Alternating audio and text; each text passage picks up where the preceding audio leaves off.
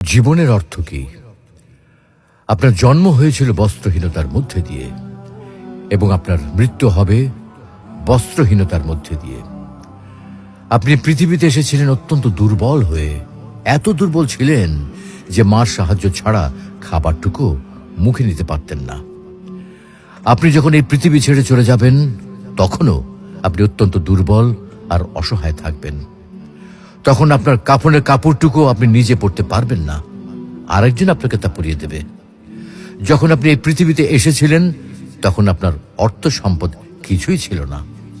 যখন আপনি এই পৃথিবী ছেড়ে চলে যাবেন তখনও আপনার অর্থ সম্পদ কিছুই থাকবে না। আপনাকে প্রথম গোছল যেমন অন্য কেউ দিয়েছিল, তেমনি আপনার শেষ গোছলও অন্য কেউ দেবে। আপনি যেমন পৃথিবীতে একা এসেছিলেন, ঠিক তেমনি ভাবে আপনাকে পৃথিবী থেকে একাই চলে যেতে হবে। আপনার সঙ্গে আপনার প্রিয়জন কেউ যাবেন না। হ্যাঁ, এটাই জীবন, এটাই তো জীবন। তাহলে কেন এত মারামারি, এত সংঘাত, এত হানাহানি? কেন এত বিদ্বেষ? কেন এত হিংসা? কেন এত বেইমানি? তাই সকলের প্রতি দয়াশীল হন, সকলকে আপন করে নিন এই ক্ষণিকের যাত্রায়। জীবন খুবই সংক্ষিপ্ত, সুতরাং জীবনকে মহৎ কাজে উৎসর্গ করুন।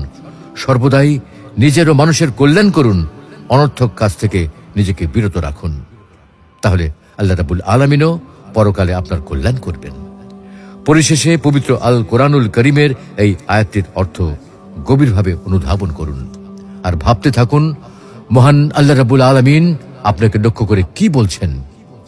হে ঈমানদারগণ, তোমাদের ধন সম্পদ ও সন্তান সন্ততি যেন তোমাদেরকে আল্লাহর স্মরণ থেকে গাফেল না করে, আর যারা এ কারণে গাফেল হয় তারাই তো ক্ষতিগ্রস্ত।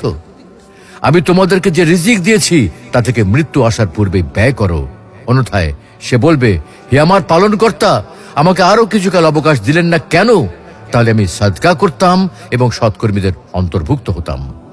প্রত্যেক ব্যক্তির নির্ধারিত সময় অর্থাৎ মৃত্যু যখন উপস্থিত হবে তখন আল্লাহ কাউকে সামান্যতম অবকাশ দেবেন না।